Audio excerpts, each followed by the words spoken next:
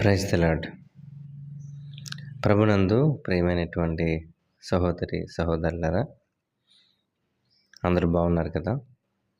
ప్రభు పేరట మీ అందరికీ కూడా ఈ ఉదయకాల శుభాలు తెలియజేస్తా ఉన్నాను. ఈ దిన వాక్య భాగంగా కీర్తన గ్రంథం 68వ అధ్యాయము 15-16 వచనాలు చదువుకుందాం. బాషాను పర్వతము దేవపర్వతము, బాషాను పర్వతము శిఖరములు గల పర్వతము. 16వ వచనం. శిఖరములు గల పర్వతములారా, దేవుడు నివాసముగా కోరుకున్న కొండను మీరేలా వారచూపులు చూచుచూ ఉన్నారు? యెహోవా నిత్యము అందులోనే నివసించును. చదవబడినటువంటి వాక్యంలో 2 రకాల కొండలు కనపడుతున్నాయి. ఒకటి బాషాను పర్వతములు అయితే, 2 దేవుడు కోరుకున్నటువంటి కొండ. పర్వతానికని కొండకి తేడా ఉంది కదా. పర్వతం చాలా ఎత్తుగా ఉంటాయి, కొండలు కొంచెం చిన్నగా ఉంటాయి. దీన్ని బట్టి మనం ఆలోచన చేస్తే బాషాను పర్వతము దేవపర్వతము అని వర్ణించడం జరిగింది కీర్తనకారుడు. అంటే బాషాను పర్వతము దేవుడు నివసించే పర్వతం అని దాని అర్థం కాదు. జాగ్రత్తగా గమనించాలి. బాషాను పర్వతాన్ని దేవపర్వతం అని ఎందుకన్నారంటే, బాషాను పర్వతాలు చాలా గొప్ప పర్వతాలు, చాలా ఎత్తైన పర్వతాలు. బాషాను పర్వతాలు చాలా పెద్ద పర్వతాలు అన్నమాట. అందుకని వాటిని ఎలా పోల్చారంటే దేవపర్వతము అన్నాడు. పోలికే అది. మరి చూడండి, సర్వసృష్టి కంటే కూడా ఎవరు గొప్పవాళ్ళరా అని అడిగితే, దాన్ని సృష్టించిన దేవుడే గొప్పవాడు అని మనం అంటాం కదా. దేవుడి కంటే గొప్పవాళ్ళు ఇంకెవరు లేరనే కదా అర్థం. అలాగే బాషాను పర్వతాన్ని కూడా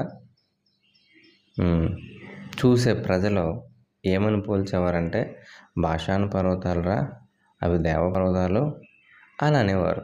అంటే పోల్చడం అన్నమాట, గొప్ప పర్వతాలను పోల్చడం. అయితే ప్రియులారా, ఈ బాషాను పర్వతాలు ఎక్కడున్నాయి అని అంటే, ఈ యెరూషలేముకిని సిరియా దేశానికి మధ్యలో ఉన్నటువంటి ప్రాంతం అది బాషాను ప్రాంతం. ఆ ప్రాంతంలోనే ఈ గొప్ప పర్వతాలు అనబడినటువంటి ఈ బాషాను పర్వత శ్రేణి ఉంది. యెరూషలేములో నుంచి చూసిన బాషాను పర్వతాలు కనిపిస్తాయి, అటు సిరియా దేశంలో నుంచి చూసిన బాషాను పర్వతాలు కనిపిస్తాయి. చాలా ఎత్తైన పర్వతాలు. అందులోనే ఒక పర్వతం ఉంది, ఆ పర్వతం హెర్మోను పర్వతం. బైబిల్ గ్రంథంలో కూడా మనం చదువుకుంటాం దాని గురించి. కాబట్టి ఈ హెర్మోన్ పర్వతం ఎంత ఎత్తు ఉంటుంది అంటే సుమారుగా 9,210 అడుగుల ఎత్తు. ఇప్పుడు మనకి భారతదేశానికి చూస్తే, భారతదేశంలో హిమాలయ పర్వతాలు ఉన్నాయి కదా. ఆ హిమాలయ పర్వతాల్లో ఎత్తైన పర్వతం ఏదంటే ఎవరెస్ట్ అని చెప్తాం. అలాగే ఇక్కడ ఈ యెరూషలేములో నుంచి మనం చూసినా లేదా సిరియాలో నుంచి చూసినా కనిపించే పర్వతాలైనటువంటి బాషాను పర్వతాలు కూడా అంత ఎత్తైన పర్వతాలు. ఇప్పుడు ఈ ఎత్తైన పర్వతాలంట దేవుడి నివాసంగా కోరుకున్న కొండను చూసి కొండల్ని చూస్తున్నాయంట. ఎలా చూస్తున్నాయి? వారు చూపులు చూస్తున్నాయంట. అయితే దేవుడు కోరుకున్న కొండ అయినటువంటి ఈ కొండ ఎక్కడుంది? ఈ కొండ అని మనం ఆలోచన చేస్తే, దేవుడు నివాసంగా కోరుకున్నటువంటి కొండ సియోను కొండ. అది ఎక్కడుంది అని అంటే యెరూషలేములోనే ఉంది. ఇప్పుడు ఈ ఎత్తైన పర్వతాలు ఈ యెరూషలేములో ఉన్నటువంటి సియోను కొండను చూసి హేళన చేస్తున్నాయి. దాన్నే వారచూపులు అనే వాక్యంలో రాశాడు. ఇంగ్లీష్ బైబిల్లోకి వెళ్తే ఓవర్లుక్ అని అంటారు, అంటే చిన్న చూపు చూడటం.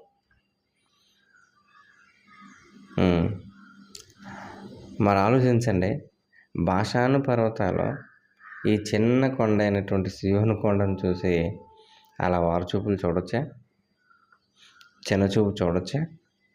చూడకూడదు. కానీ బాషాను పర్వతాలు అలా చూస్తున్నాయి. ఎందుకంటే వాటి యొక్క ఎత్తుని చూసుకొని, వాటి యొక్క అందాన్ని చూసుకొని అందరూ వాటిని పొగుడుతూ ఉంటే ఈ భాషాని పర్వతాలకి ఏమొచ్చేసాయంటే గర్వం వచ్చేసింది.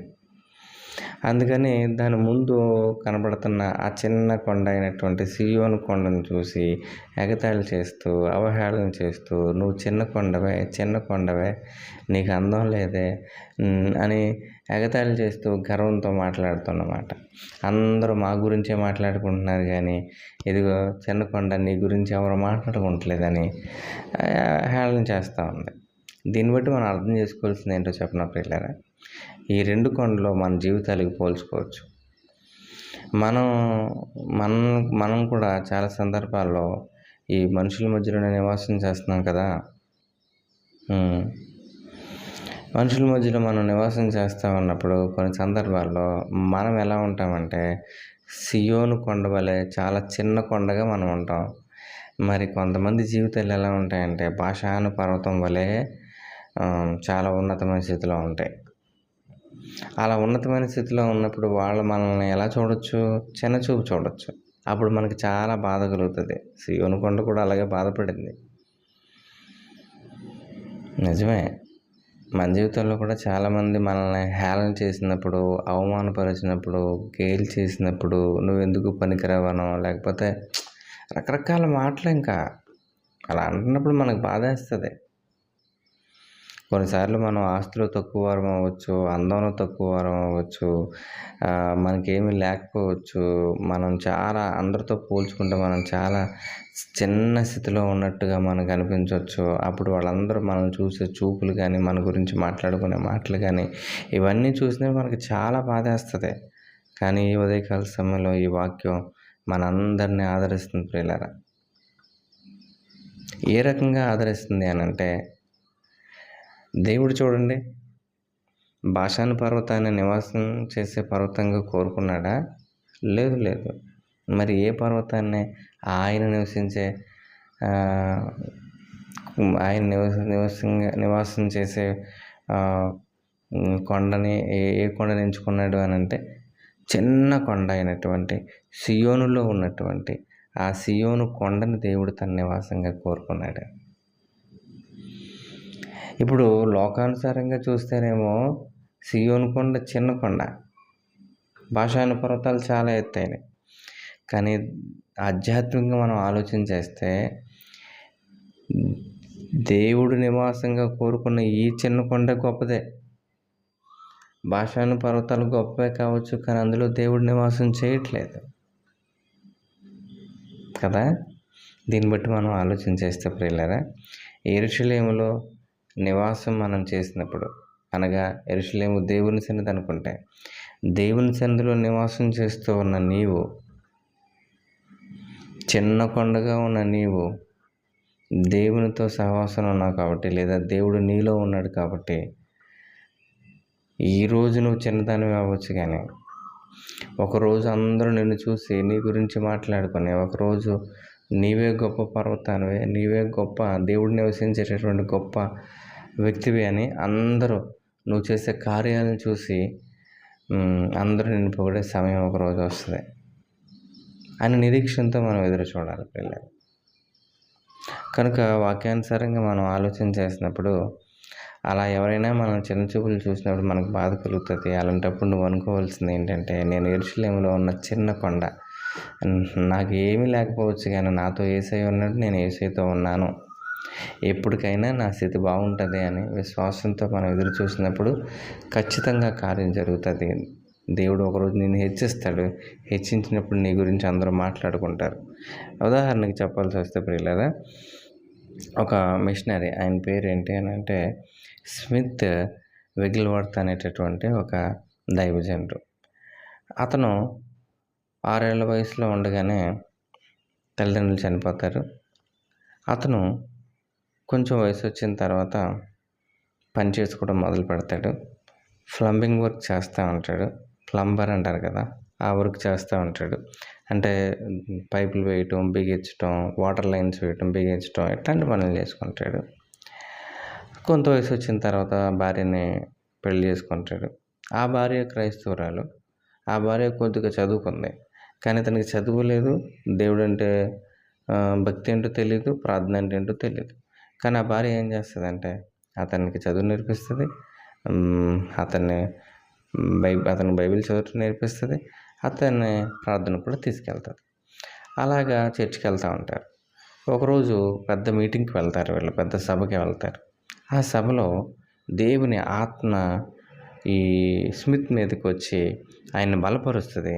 దేవుని ఆత్మ అగ్ని చేత అతను ఏం చేయబడతాడంటే నింపబడతాడు. అలా నింపబడినప్పుడు ఒక నూతనమైన జీవితం అతను పొందుకుంటాడు. నూతనమైన బలం, నూతనమైన శక్తి, నూతనమైన జ్ఞాన వివేచనలతో నింపబడతాడనమాట. ప్రార్థన నుంచి లేచిన తర్వాత భార్యతో అంటాడు, నడు మనం సేవ చేద్దామని. అలా అతను సేవ చేస్తూ ఉన్నప్పుడు చాలామంది అతను చూసి, అరే వచ్చాడరా ఇప్పుడు సేవ చేయటానికి, వీడేం చదువుకున్నాడని సేవ చేస్తాడరా, ఎంతెంత చదువులు చదువుకున్నా మనమే ఏం చేయలేకపోతున్నాం దేవుడి కోసం, వీడేం చేస్తాడరా అని కొంచెం చిన్నచూపు చూస్తారనమాట. కానీ ప్రియులారా, చిన్నచూపు చూసినా ఆయనకు బాధేస్తుంది ఆ మాటలు విన్నప్పుడు. అయినా సరే ఆయన అలా మౌనంగా సేవ చేసుకుంటూ వెళ్ళిపోతాడు. కానీ గమనించండి, ఆయనలో ఎవరున్నారు? దేవుని ఆత్మ ఆయనలో నివాసం చేస్తూ ఉంది. చిన్నోడే కావచ్చు, చదువులేనోడే కావచ్చు, కానీ ఆయనలో దేవుని ఆత్మ నివాసం చేయటం వల్ల అతను ప్రార్థన చేస్తే గొప్ప అద్భుతాలు జరిగిపోతూ ఉంటాయి. దాదాపుగా 9 మంది చచ్చిపోయిన వాళ్ళని అతను లేపగలిగాడు ప్రార్థన చేసి. అసలు చచ్చిన వాళ్ళని లేపడం అంటే గొప్ప విషయం కదా. ఒకరిని లేపడమే గొప్ప విషయం అంటే దాదాపు 9 మందిని ప్రార్థన చేసి లేపేస్తాడు. అంత గొప్ప దైవజనుడిగా మారిపోయాడు. కారణం ఏంటో చెప్పనా? అతనిలో ఉన్నటువంటి దేవుని ఆత్మ. ఈరోజు వాక్యం వింటున్నటువంటి మీకు నేను చెప్పేది ఏంటి అని అంటే, ఒకవేళ సియోను వల్లే నువ్వు చిన్న కొండలాగా ఉండొచ్చు, కానీ దేవుని ఆత్మ నీలో ఉన్నప్పుడు నీ ద్వారా దేవుడు గొప్ప కార్యాలు చేస్తాడు. నీ జీవితాన్ని గురించి ఈరోజు అవహేళనగా మాట్లాడేవాళ్ళు, ఈరోజు చిన్నచూపు చూసేవాళ్ళు, రేపొద్దున నిన్ను గురించి గొప్పగా మాట్లాడుకునే రోజు ఒకటి వస్తుందని గమనించాలి ప్రియులారా. ఎందుకంటే స్మిత్ జీవితంలో అదే జరిగింది. ఆయన అందరూ చిన్నచూపు చూశారు సేవకు వచ్చినప్పుడు, కానీ అతను చేసే కార్యాలు, దేవుని ఆత్మ అతనిలో ఉన్నప్పుడు అతను చేసే కార్యాలు చూసి అందరూ ఆశ్చర్యపోయారు. కనుక ఒక గొప్ప సేవకుడిగా మారి కొన్ని దేశాల్లోనే అతను మూమెంట్ తీసుకొచ్చాడు. గొప్ప దైవజనుడిగా ఆయన ప్రభువును ఎదిరించారు. కనుక ప్రియులారా, ఈ వాక్యాన్ని బట్టి మనం ఆలోచన చేయవలసింది ఏంటంటే, భాషాను పర్వతం వలె కొంతమంది ఏం చేస్తారంటే గర్విస్తారు.